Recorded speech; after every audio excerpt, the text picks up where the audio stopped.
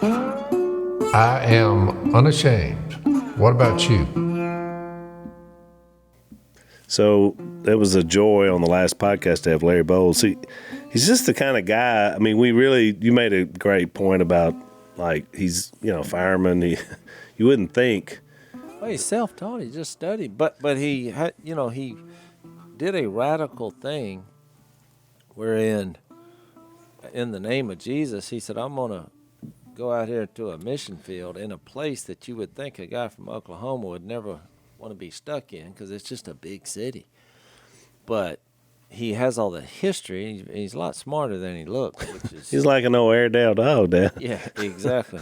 But over there, he would do 4-hour classes. And you sat in on some of them. I've seen you in 4-hour classes. It didn't go well. I had ADD before that was a thing. I mean, I'm not as bad as Willie. Willie, I watch him. Sometimes we're in church, I watch Willie. He starts squirming after 5 minutes. Well, I'm like 20 minutes, I start squirming because it's just hard for me to sit anywhere and do. Usually he's up and out of the room. He's got to move around. I'll see him. I was like, yep, he gone. He just couldn't. He's a bit high strung. He's like, if I sit there and listen to a guy for 4 hours, you can bet that he's got something to say. So I'm really impressed with him because he's got a pure heart and he's doing it for the Lord. And I mean, I'm not making light of Greece. Look, I enjoyed it or whatever, but the fact that if I had to go there for 10 years, I'm just not a big city guy, and he's not either. But he's doing it because he believes that's what the Lord wants him. Well, and we didn't get into this on the last podcast because we've talked about the last time he was on the podcast before yesterday. But the thing about it is the impact he's having in the Middle East, I think that's what I'm excited about because, we've been fighting over there for 20-something years. We've been trying to change it by political will or war, and it ain't working. I mean, I believe that with all sincerity. I'm involved in the war on terror. Yeah, because through Jesus, that can change the heart. It's not about the weapons they're using. That's right. You're never going to be able to take away all that. Nope. You're not going to attack it politically. You say, how do you change a country? You do it with a small group of people, men and women and families who fall in love with Jesus, and that love can resonate and take off like a wildfire because these people are driven. You've just given the reason for the latest book we're coming out with. Uncanceled. There you go. You're welcome. Yep. I didn't even realize I was doing that. You did. You were. And he's right. And the thing about it is, Jace, the people that you met are willing to risk their life to then, mostly via the internet, but to go back into the culture and say, look, here's what we learned. And so, just like you see in communist China, you're seeing a groundswell of underground believers, which, by the way, is exactly how the first century church started. Mm-hmm. I mean, it was pushed underground because of persecution, because you had the Romans and the Jews. You won't change the world by dictators, prime ministers, presidents, wars. They're just flawed individuals. Yep. You try to get the best one to represent the people that you can, but at the end of the day, only God through Jesus can remove sin and raise you from the dead. The governments can't. That's it's just like what we're in 1 Corinthians 9. It's the same thing. He doesn't have to go over there and do that. He's not compelled by some kind of forcibly, it's my duty. And now you can say he's doing his duty to the Lord, but of all the things you would choose, you just wouldn't choose that. I went over there. It's like, you talking about miserable. Because I kept thinking, why are you here? I kept saying that. And he's like, I'm here for the Lord. There's nothing comfortable about that area for a guy where he's from. Right. But it finally hit me. I thought, you know what? He's just decided this is what he's doing. Yeah. Him and his wife, they're just on the front edge of making the world literally a better place through Jesus and the love he brings. Well, I always enjoy having him on with our group, so we'll try to do that a little bit more. So you were off from filming last week, so you got a little R&R. Tell us what you did. I mean, look, I don't know why. our listeners talked me into doing this show because I underestimated. So did you hear that, Unashamed Nation? It's your fault now that Jase has been. I mean, I feel it's your good. fault. If you had just said no, then he wouldn't. I feel good about it, but I didn't think about. I mean, I feel good. We're like 4 or 5 episodes in now, and I think it's going to be something we can all be happy about because the true treasure in life comes from these godly spiritual qualities and relationships. However, I mean, it's daylight to dark, and then when I get home, you know, it's phone calls about what we're doing next. I mean, it just never stops. So I had to go decompress. Missy was like, let's go see the grandbaby. It's not like she needed an excuse for that. Oh, yeah. But it did hit me, and you know, I'm going to give you a physical illustration for about, you know, Ephesians 6 here. We're in a spiritual war, and we have the armor of God that God has supplied. But I'm going to give you a good illustration of how this happens and sometimes how we don't understand what's going on. So here's Missy. Look, she has yuppie tendencies. That's a nice way of saying she's the total opposite from me and everything outside of Jesus and our kids. That's well documented. But she wanted to be closer to the grandkids, and so we had a fortunate blessing happen at the sale of our house in Austin. So we just exchanged it for a little farm that's on the top of a mountain in the middle of Tennessee. Well, here's what I've noticed. If you put a bunch of chickens and goats at the top of a hill in a very wooded area, the predators are coming. They're coming. It's the circle of life, Jase. Everybody loves chickens. Every animal loves chickens. I mean, then once they get on it, they're not getting off of it. So when we acquired the property, they left the chickens and the goats. We had 30 chickens at one time. Now we have 6. So I thought Missy wanted me to come up there and see the grandbaby. But when I got up there real quick, I figured out, no, there's a different reason. She wants me to figure out what's killing these chickens and attacking the goats. And the third part of this kind of coup was that in the winter up there, when you're on the top of a hill in a nice heated environment, mice from miles around go to the top of that mountain and they enter your house. Well, I don't have any chickens, but there's currently a not mice infestation. It's a rat, wharf rats. They're about a foot long. From one end to the other, they're about a foot long. And they have descended on my little house. It's about 30 or 40, how old was that thing? 76, 30, but 40, it was 50. it was another 10 years before that. It's about 50-year-old house. 50, and they have found ways inside my house. And we started first hearing them. Now you walk over there, you see a rat take off.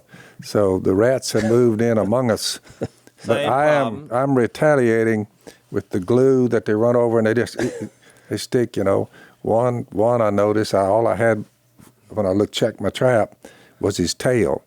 He got stuck in the glue. That's where it works. And you knock him in the head and throw him in the trash, take him outside and throw him in the trash. But, you know, this one, just his tail was there. He ate his tail off because his tail evidently was the only thing holding. This is getting rated R real quick. Oh. Well, look, I showed Cable, your mama, I showed her one last night. I'm currently on the offense. I'm trapping them, I'm poisoning them, and they're dying. And I had a big one last night. She said, I heard one while ago. I said, where'd you hear him? She told me on the front porch out there on the porch there. I heard right in there. I took a step, and I saw him flash get behind the refrigerator that's out there, 2 freezers and a refrigerator. I saw where he went. I set my traps out quick, the glue ones, and within 5 minutes, she said, I heard something out there. I go out there, and I see him, and all 4 wheels are stuck in the mud. Yeah. He's can't go anywhere. So, I mean, look, I didn't even you realize. knock him in the head. I go in there kind of like on a platter, and I showed it to your mother, and she just, ah! She screamed.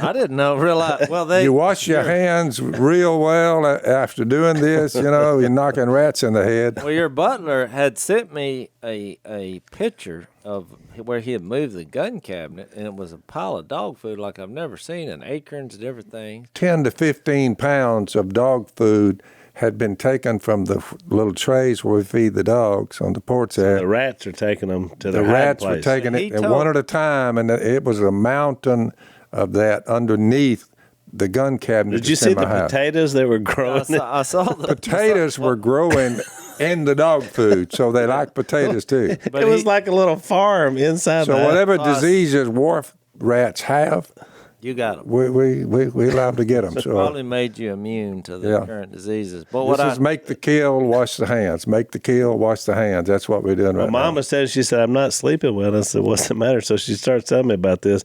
She said, yeah, Mia came out and spent the night with us. Oh, wow. But she said she heard the story about us talking about all the rats.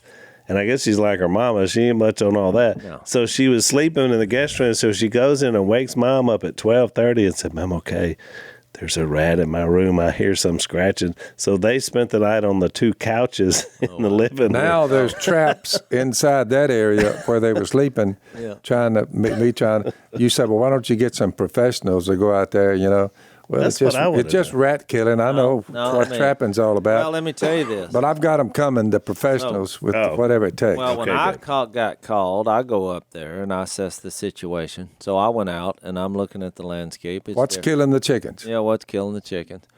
So, mink, bobcat. I looked around and thought, the 2 suspects probably are the bobcats and the coyotes. But so I went metal detecting on my property the first afternoon because it was the best weather. Well, I'm coming back to the house. Well, I got a shovel and a metal detector. And I'm climbing the mountain. I'm almost to the house. I hear a big racket. I look up and I thought it was 2 dogs. And here comes 2 coyotes, literally 20 feet from me.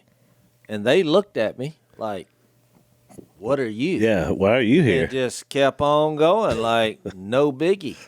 So I took off running up the mountain, dropped the metal detector, grabbed my .22 rifle, which I probably should have grabbed a bigger caliber gun, but it just, in the heat of the moment, I was thinking a properly placed .22 bullet is not to be underestimated. And so I grabbed it. I went on the other side of the mountain. Well, when I got down there and looked, of course, they're gone. I thought it was a long shot. And so I look around and I see a glimpse. Well, here comes another one. Now, I know it's a different coyote just because he just looked different. Mm-hmm. So I'm like, well, looky here. So I pull up. Well, he stopped behind a bush and looked at me. But I wasn't. I was underestimating the amount of ground brush that's there. It's not like here where everything's flat and anything, just grass you can shoot through. But I thought to myself, well, he thinks he's hiding behind this bush. That's a mistake because I could barely see the outline of him behind the bush. Yeah. So I pop, and I'm thinking that's a heart shot. But he took off like I didn't hit him. But when I got down there and looked, well, that bush was way more hardy than I realized. I thought there's no way that bullet would have gone through there. And, in fact, I looked at it to the point to where I saw where my bullet went through about 5 of the prickly little branches. And I thought, nope. So I come up there. I tell Missy the story. She's like, you just shot at a coyote? I said, yeah. She's like, and you didn't kill him? What's wrong with you? I was like, hey, wait a minute here. She's like, we need to call some professionals. I was like, hey, this is a war that will never end. And she said, what do you mean? I said, you can't get a house on top of a hill, put a bunch of chickens up there, and think that some war is going to end in 5 minutes. I said, but I let them know from now on, things have changed. When you see me, there will be no casual look. She was thinking the war could end with 1 shot fired. Wow, it escalated into an argument because she was attacking my dignity as a hunter. I said, hey, this is not going to stop. You can't move to the woods and all of a sudden think, oh, we have mice in the house. There's coyotes getting our chickens. I was like, this will never end. I would simply say get more firepower. Exactly. Well, that'll help. Let's take another break. So one of the things I guess I can safely say that we already kind of knew, but when the pandemic came along, we figured out pretty quickly that the Almighty makes the best immune system just in the human body, right? I mean, all the things that people claim they can do, whether it's the government or a big pharma or somebody else, the Almighty does it best. And some of the natural things that help us, because, the thing about it is if your immune system is strong, no matter what the virus that comes along is, lately it's COVID, but, there's been flu, there's been a lot of bad bugs, right? Polio. All kinds of stuff. And so one of our sponsors, one of our new sponsors, is a great company called Z-Stack. And what they do is they're all about boosting your immune system. And so they have a supplement that has, again, natural things in it that help you and front load. And so the key is you need to be taking this now, not just about COVID, but about anything, because you want your body to be ready for whatever viruses come along. I have a feeling this probably won't be the last one that comes along. So stay ahead of any potential future variants or any other viruses that come along to boost your immune system. Go to zstacklife.com/unashamed. Enter the promo code unashamed to get a small discount off your first order. That's the letter Z, stacklife.com/unashamed. Use the promo code unashamed and get that system built up for immunity.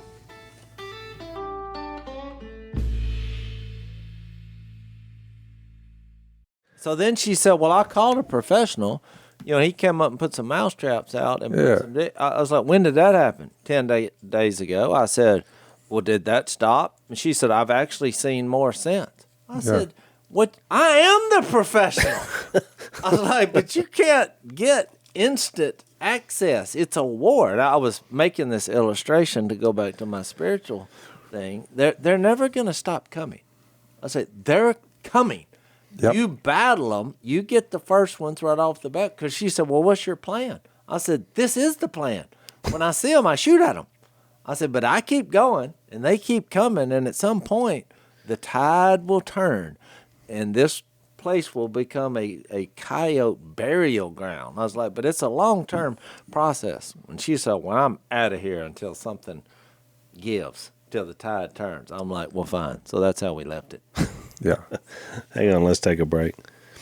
Well, so that's exactly, Jase, what's funny to me is that anybody that's listening, that lives in a farm somewhere in the middle of a field or in the woods, either one, they know exactly what y'all are describing because it's life every day. You get in the wintertime, the varmints are coming. Precisely. So it's this is no surprise, but about the third day I was there, I went scouting. I thought maybe we could do an episode up there. Some people had written in to the podcast and said they had some historical places. Well, the first one I went was a yuppie guy. Him and his wife, they have 9 kids, and they're living out in the middle of the country. But I could tell real quick, just in our conversation, this guy has yuppie tendencies.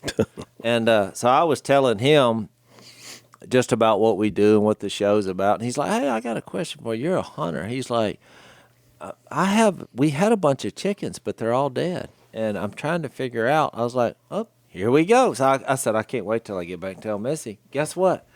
This is going on statewide. There are chickens, and they're under attack. We got too many coyotes. That's right. And there'll always be an ongoing battle with them. You're not going to clean them out. Which was my point, and it's just like from a spiritual perspective, this is an ongoing battle of good and evil. God has given us the ability to choose, but he's also given us his son as the answer to whatever the problem is and a launching pad for a new beginning. And then you just pick a side, and Jesus' side is going to win. So is the only, other than man, is the only natural predator of the coyote like a bobcat or some kind of big cat? What kills him? Humans. Is humans only, or will a big cat kill a coyote? Well, but I mean these mountain lion. Maybe they're probably not in a big mountain lion country. No, we're coyotes not. Would be they're in cities walking around in the streets. Oh, yeah. So if you don't do something about them, they will overcome. There will be no chickens being raised. They carry a lot of diseases the too. third day we had a bobcat come up because now I'm hunting. I'm just hunting them. And I forget treasure hunting. You're hunting. I missed more this week than I've missed in my life. I missed a bobcat. I mean, it was a quick shot, and it just, I took it, and I missed him. And she's like, why do you keep missing it? I mean, I was like, hey, I'm not going to come up here and with defend. questions like that, that's a threat to your manhood. No, I'm like, I'm in a country that I'm not familiar with the lay of the land. And I had a quick shot, and I took it. And it was a bobcat. And she was like, I mean, I just can't believe this is happening. So here we go again. I thought we're going to be arguing about this for a week. I'm The early pioneers, if you could just reel back quickly and get all the records of, evidently you're in a mountain range. What mountain range is it? I have no idea, but I'll do some research. Yeah, there's, it's probably the Smoky Mountains. It's hill country up there. I mean, what Tennessee. I'm calling a mountain but is those a old hill. Tennessee people that live there. You talk to the old ones, and they'll give you a little insight into that. Now you start with traps and all that. Well, then you got people's dogs, your dog. Well, that's what I told her. I said I can't go by because we're on the top of this hill, but it's actually a neighborhood, but it's real scattered out. While in the valley, I'm surrounded by houses, and I'm like, number one, I'm not shooting towards somebody's house, even though I'm far enough away. Yeah. But it just as a general rule, you don't do that. Right. I say you can't use any kind of steel traps or poison or all that because you've got different people's dog. We have a dog, the goat herder dog. I don't want him to go. I was like, so that I'm limited. If I was just out in the middle of nowhere, like over at your land, well, the rules of engagement change there. That's true. Because you're just firing at will, using all kind of traps because there's nothing out there except predators and prey. I mean, that's it. Of course, one of the things she's missing is that just by you taking them on, you're building a fear into them that they didn't have from before. I said, the problem is, I've only been here 3 times. I said, and these people at the lower bottom, they have open pastures out in their yard. Right. All this is going on up here. And I said, we have the bait, which is our chickens. That's it. Said, they're coming for the chickens. Yep. And the mice are coming to get warm. Yep. So, and it's the best place to hide is up here. I was like, it's like any kind of battle or war. We're at the top of the hill. It's a fortress. And we have something that they want. They're coming. So I don't know why you wanted to buy this place. I mean, it just escalated into a typical marriage argument. I'm like, then it was like, why are we even here? That's where it got. Why are we even here? I was like, you're going to have to be patient. Where yuppie women meet predators as such as bobcats and probably wolves in some part of the country. They reinstated. Don't tell her that. They put the wolves. They brought wolves in. They thought they was going to run out of wolves, so now they're all over Montana, Wyoming, all up through there. The wolves are preying on the ranchers' cattle. It's a bone to be chewed. The mountain men thing. It's showing how they do and how they try to get them to slow them down. But most people don't understand that. They're just too ignorant to understand that you just can't live in harmony with wild animals. They're after whatever you chickens. Not if you want eggs every morning, I can tell you that. That's exactly right. So I said, hey, let's go in there and make some omelets and just what few eggs we have left here, and I'll take care of it. But just you got to give me a little time. You know? There's patience in this game. And I guess at the end of the line, if they get all the chickens, you'll just have to go back to buying eggs like everybody else does. No, I just said we'll get some more chickens. Or you can get some more chickens. You got to remember they eat. We see the signs of it all the time. You walk up, you're driving along on a 4-wheeler, and you look in the middle of the road, and there's a fresh kill, and all that's left is maybe one hind quarter and part of the rib cage, baby deer, fawn. Well, you say, it's either coyote, probably, maybe a big bobcat. We see bobcats, we see coyote. The world, they Phil. have to eat, so they come after the deer over here, and it's a thinning process, you know. Yeah. So you just kind of got to remember, backwater runs them out, so this is not, it could be worse. We were up on a hill like he's talking about. The backwater's not going to run them out of there. That's right. When you don't have God as the center. They're ingrained in the terrain. Yeah. When you don't have God as the center, though, you come up. I saw an article today. No joke. Now, you can't make this stuff up. They're like, now the scientists have said, well, the deer herds have now obtained the coronavirus. So they're trying to figure out what we're going to do. And I'm like, if these people and I'm assuming these are yuppie people, God love them, if we start lining up deer herds and try to vaccine them, I'm out. Oh, yeah.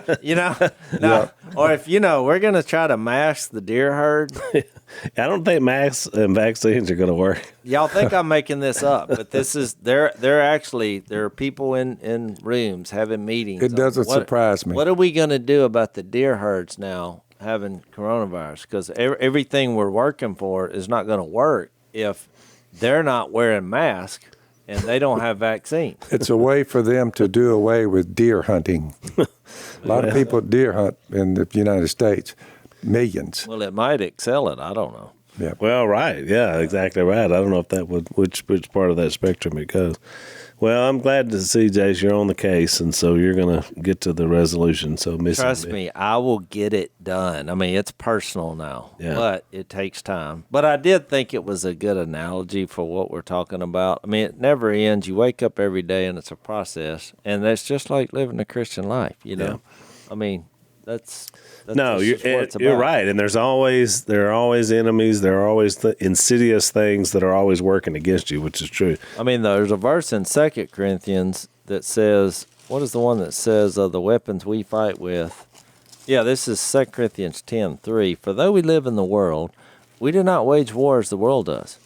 The weapons we fight with are not the weapons of the world. On the contrary, they have divine power to demolish strongholds. We demolish arguments and every pretension that sets itself up against the knowledge of God, and we take captive every thought and make it obedient to Christ, which goes into what we're studying. Paul was trying to get the Corinthians to realize that Jesus is the filter for the decision-making process.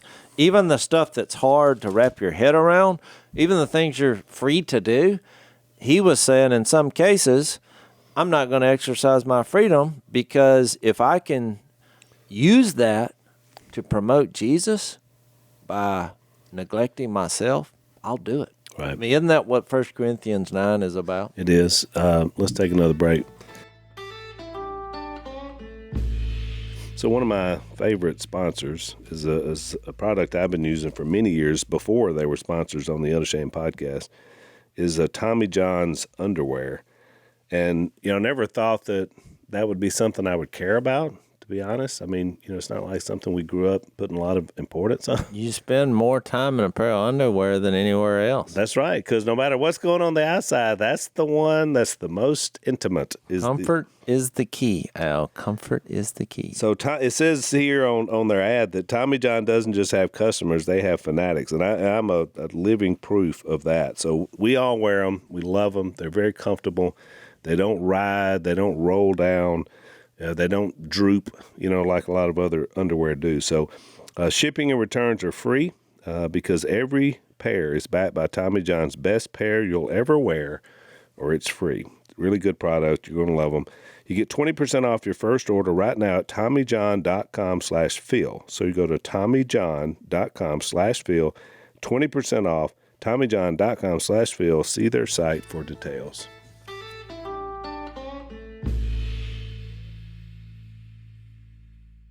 It is, Jase, and back to just to set the stage for it, in Chapter 8, a couple of podcasts ago, we talked about the food sacrificed to idols. And just like we said in Chapter 7, we were talking with Larry, we're only getting the answers to questions that he was asked because we don't have privy to the letter they sent to him. And I think that's God didn't do that by accident. Right. I mean, because the bottom line, the theme here Right. is if you get Jesus figured out, the rest will take care of itself. Don't worry about the small stuff. Right. I mean, if he felt like we needed to have the gory details of all this situation in their culture, we'd have the first two letters, but we don't have them. And I think it goes to the point of what we were talking about, that most of the questions weren't the right questions anyway. I mean, part of the whole idea of the book is the reason there are so many questions is they're not understanding that if Jesus were first, we wouldn't have these problems. Remember, at the very first of the book, we talked about these people are following men instead of Christ. So let me give you an illustration, and I want to read this 2 Corinthians because I thought about doing this last podcast, and but I didn't. But when you have in a court of law and you're trying to get to the truth, And these lawyers that get up there and they'll ask these questions, and then these, or even in the, when you see these politicians, when they have these Congress boards and they're all like, and especially someone they don't agree with, they're like, yes or no. They'll try to get it down to a yes or no question because they don't want you to opine on whatever. No pontification. Yeah. Just give me the yes or the no. Yes or no, because then they're trying to lay a trap. Right. Where once they have you in the trap, then they'll give the explanation for why if you said yes to this, and this goes on in our society and our culture.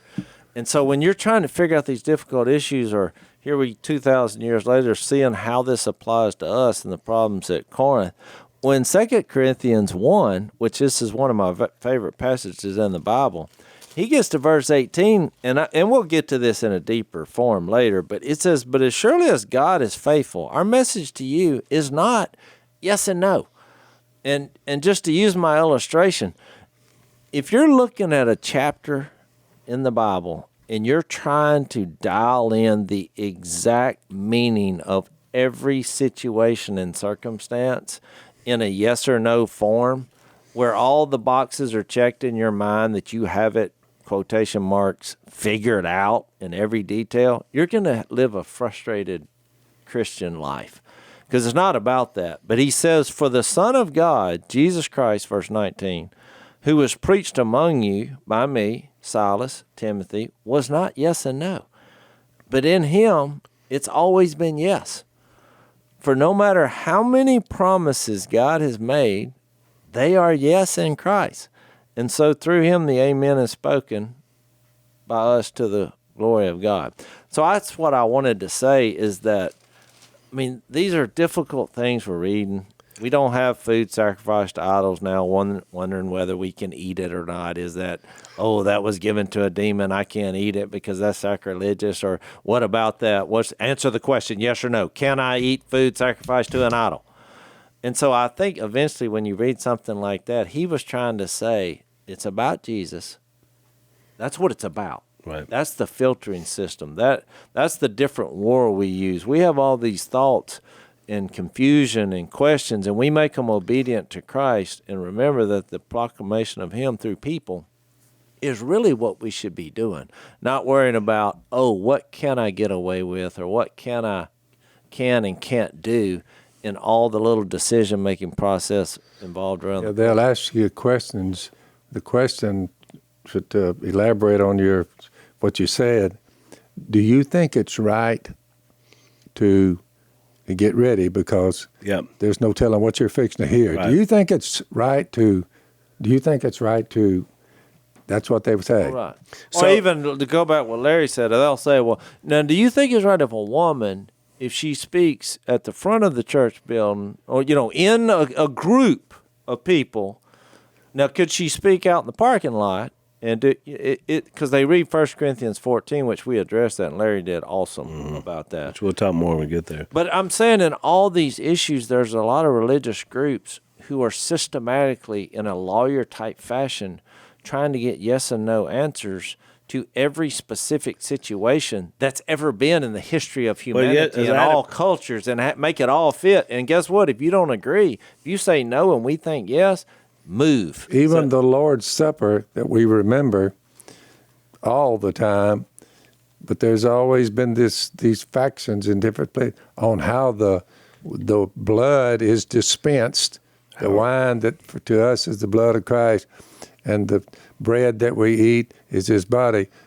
How that's dispensed has been a age-old argument. And when. Who does the dispensing? Is it males? Is it females? Who actually? You see what I'm saying? Well, and that's the thing about it. Over 2,000 years, Did the women get this wine and pour it in there, or was it men involved? Did the women? Whoa! Really? We've got people in our world today in 2022 who say, you know what?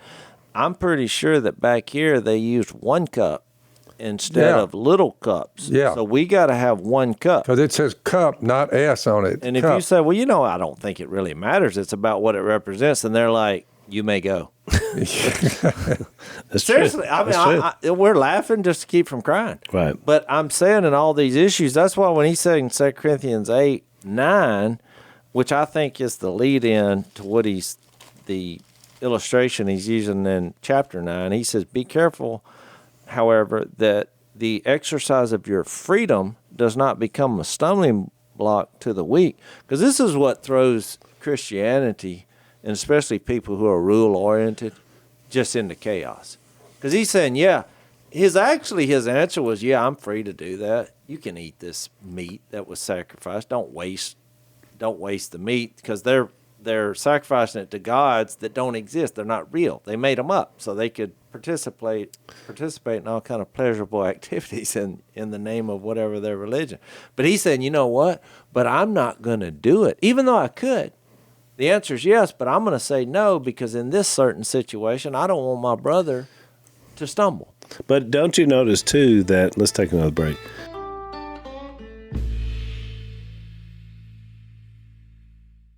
That whenever, like a woman came up to me yesterday, and after Larry's sermon, which I found odd, but she'd been wanting to ask me this question, so Larry just done this thing, and I'm still just like, my mind is still running on that. And she said, I got a question for you. She's a sweet little sister that comes to step in for her. And she said, it's about whether something's a sin. And so immediately I thought, just what we were talking about. I thought so sometimes when I've been asked that question, and y'all too, it's something obvious. It's like, well, here, and you may refer them to something that's like, that's probably not a good idea. But she had one of these things I'd never heard of before. I can't even remember the whole scenario, but she's telling it to me, and I'm listening. I said, well, I don't know anything about what you're talking about, but why do you think you're asking me about this? And she just stopped. And I said, why are you even asking me about this?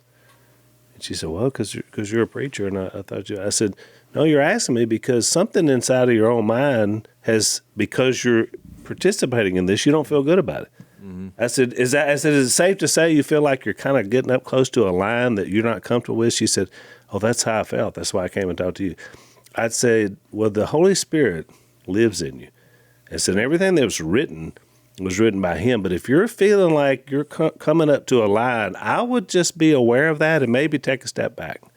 Yeah. Because you're probably being convicted that this behavior you're talking about is probably not right. Now, I didn't even know what she was talking about, but I do trust and know that the Holy Spirit will convict us. And so I think that's as big a point as anything. So it could be something like this that we're not even familiar with about food sacrificed to idol. But in that culture, there's no doubt from Paul's writing that there were people that were literally struggling, should I eat this meat or should I not? Yep. I think a better answer maybe is just to say, if you ask God about it, he knows you better than I do.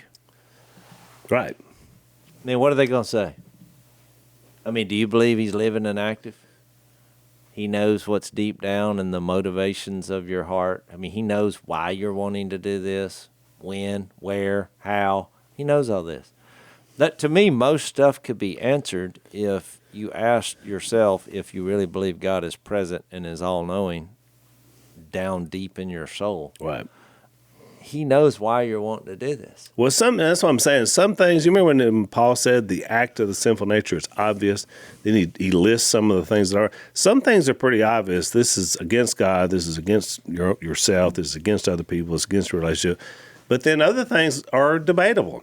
For one person, it's not a big deal. For another person, it is. And that's where we're into that. That's what, he says in chapter 9. He starts off, and so he asks. Which, by the way, before you go there, so chapter 9, I think, is Paul illustrating with himself about the idea about giving up rights. So I think that's kind of the backdrop of this. And I think you're right, because 15, before I read 9:15 says, I have not used any of these rights. So we'll see what they are in a second. Right.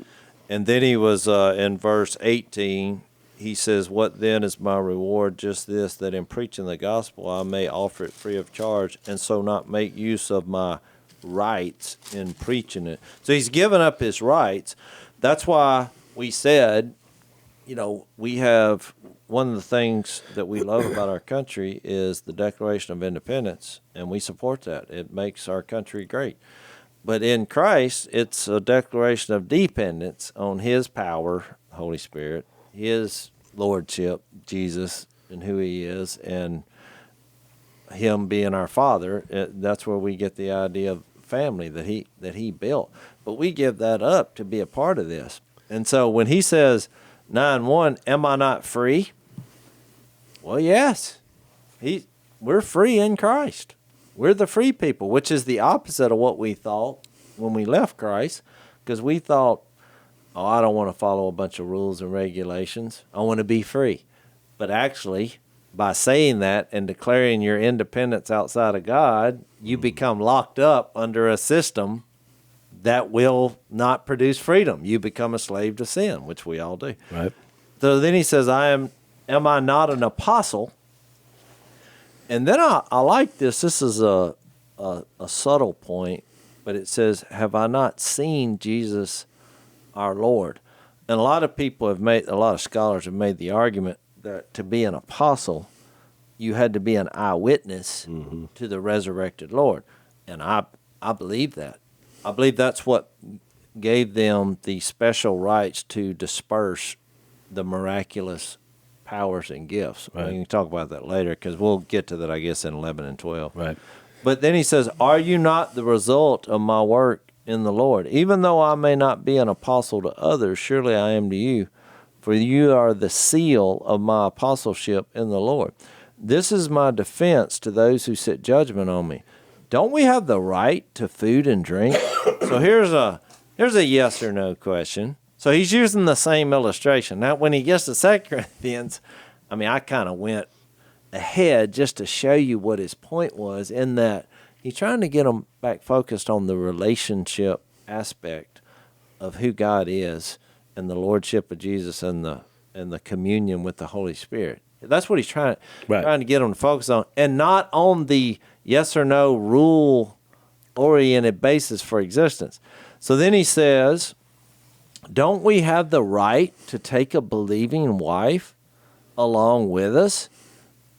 So much for him not believing in that, which he gets from a lot of scholars and religious people. It wasn't about that, which I think Larry did a good job on that. And the Lord's brothers and Cephas, or is it only I and Barnabas who must work for a living? And then he comes up with this. Which tells you something else, which I didn't realize until this context. I hadn't thought about, that Barnabas was single too. Exactly. Yeah, which I had not thought about before. But he mentions all the ones back in Jerusalem, all Jesus' brothers and those that were part of the early church there, James, all those guys, and Peter, were all married and had families. So then he gets in the illustration. Let's take a break.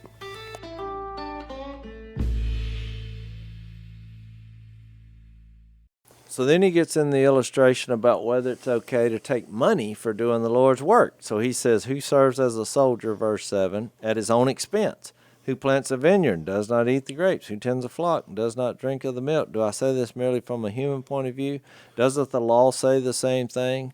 For it is written in the law of Moses, don't muzzle an ox while it's treading out the grain. It is about oxen that God is concerned.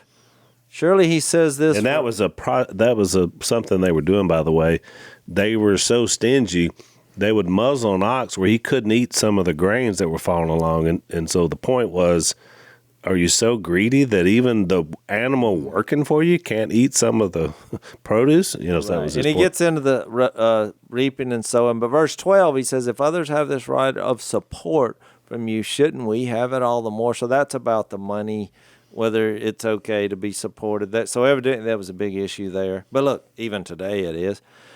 One of the reasons I didn't want to do ministry for money is because people would say when I tried to help them or you're doing your ministry for money. That's what they did. I couldn't deal with that. So the first person who said that, I went up there and I was like, okay, I quit because I'm going to do this for free. Now, I could have received money. It's nothing wrong with it. Just like what Paul is saying. But for me, I just didn't want somebody to say that. So I just said, I'm not doing it for money. Yep. Right. But so then he goes to verse, but he said, well, we did not use this right. On the contrary, we put up with anything rather than hinder the gospel of Christ, which was my whole point, which I think was his point. Yep.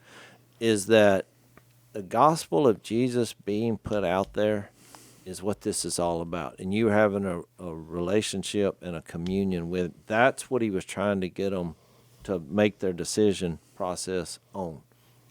Yeah, and he even uses, Jason. That's why I went across the river to a little church.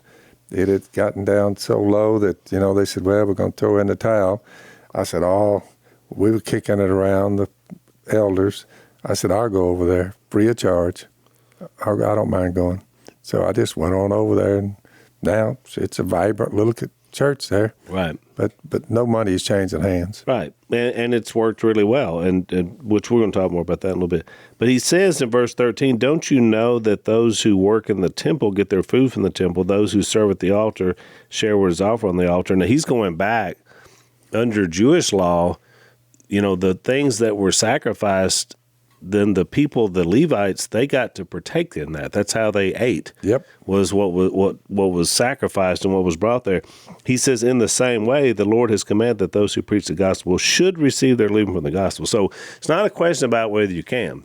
Right. And then comes back to him, it's a question about whether you want to.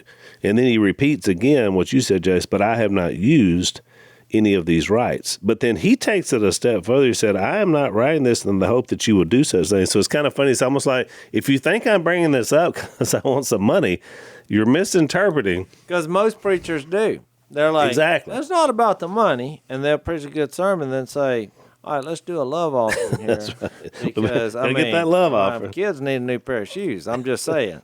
But listen to the way Paul puts it. I would rather die than have anyone deprive me of this boast. Now, that's a pretty strong statement. He said, I would rather you kill me than pay me. That's what he said. Yeah. Because he liked the fact of being able to say, which is what you talked about earlier, that this is not how I'm gaining my living. You're not gonna nail me on this one. No. I'm the same way. I sympathize with him. Right. But he took it way further than I did. I mean, and he articulated it way better, but I guess, it was under the Spirit's hand. But when he said in 18, what then is my reward? Just this. I love this phrase. It's really good. Preaching Jesus and the gospel, preaching the gospel, I may offer free of charge, and so not make use of my rights in preaching it. Which he's given up his rights yeah. for the furtherance of the kingdom, and people's eternal destiny is going to be changed. I mean, you just think about that. We're going to be in heaven together. And even though this is all about God's power and his plan, when you look over across heaven and see somebody that you shared with, I mean, that's going to have to make you feel good about this, right. How God used you to change the eternal destiny of another person. Plus, for all those gospel preachers out there, like our man over in the Middle East there, in Corinth now, well, were they expecting to starve to death while he's trying? Jace has already said what he's doing as a personal sacrifice. Should we not get him over there to help his work? Should we not make sure he's able to feed his family while he's in the process? Because he's already given up, what kind of logic is that? Here. Yeah, it makes no sense. But I mean, look, I'm going to be transparent here. The first time I heard Larry, the first time I met him, y'all had invited him. Whites Ferry Road, and when he got up, I thought, oh, here we go, missionary. This ought to be good. I had a terrible attitude, and but when he started talking, I was like, oh, it's a country boy. He's from Oklahoma. This might be good. Well, he just shared Jesus. He didn't talk about his mission. It was just the deity of Jesus. A 30-minute presentation on the deity of Jesus. One of the best I've ever heard. I leaned over to Missy and I said, "You got your checkbook?" And she said, "Yeah, why?" I said, "I'm fixing to write him a check." And she said, "Well, you don't even know what he does." I was like, "I don't care. I'm for that." The guy's a missionary, and he got up and shared Jesus in a real clever, creative, powerful way. And I know they said he was a missionary. I said, I'm supporting to him. She's like, well, we can do this and get something about taxes. I was like, I ain't worried about all that. I said, I want a check now. And she said, how much? And $3,000 popped into my head because I thought the last time I heard a sermon like this is when I was reading in Acts 2. There was a guy named Peter. I said, 3,000 responded. So I said, that's a good number. Write it for 3,000. And to her credit, she said, I'm in. Because she thought it was great, too. And that's how I met him. But even the presentation that he gave this Sunday, because he was coming through, and so we wanted him to preach, but he didn't talk about his work. No. I mean, it's the same. I know his work since I now recently went there, right. Which I was even more impressed once I got there. That a human, you talking about becoming, sacrificial. Like Paul's going to eventually get to where he says, I make myself, in verse 19, a slave to everyone to win as many as possible. Because I'm telling you, there's nothing about the culture there and the city there that's appealing to a guy from Oklahoma. It's just not appealing. Right. It's not comfortable. The food's not that great. It's dirty. It's smelly. They got plumbing problems. The crime rate's ridiculous. I mean, there's just one thing after another. It's rule-oriented. The government is just intrusive on your life. I'm like, get out of here. But he's like, no, I'm doing this sacrifice because God is protecting these refugees that are coming out and they're in search for Jesus. By the way, all these people in America that want to go towards socialism, go to Greece. You need to go to Greece and hang out there for about a month. And you tell me how well socialism is working out. Great point. So anyway, I walked. When he sat down by his wife after that sermon, I just got up and immediately went up there and sat beside him. I said, I'm Jase Robertson. I want us to help support your ministry. And I handed him that check. And he's like, well, we're not here for money. I mean, he would start talking out of it. He went Paul here saying, I was like, well, I figure you can do something with that to get that message to wherever. I said, where are you going? And he's like, well, we have this ministry in Greece. Yeah. I was like, well, there's your plane ticket or however you're getting over. I don't know, but I want to support this. But I was supporting it because it wasn't that I didn't know him. I didn't know where he was headed, but that message of Jesus resonated with the same thing Paul was saying. And I'm like, I'm behind this. I'm behind getting that message to other people. And I don't think that was his plan, but it sure worked with me. Right. And then he didn't want to take it, which made me really feel good about it then.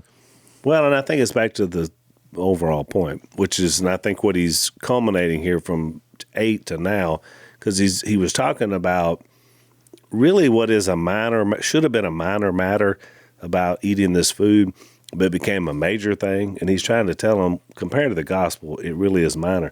And when we get to chapter 10, in the next podcast, you'll see that he says there is a danger from idolatry. Because the next chapter, he's going to show you it is bad when you don't have Jesus right.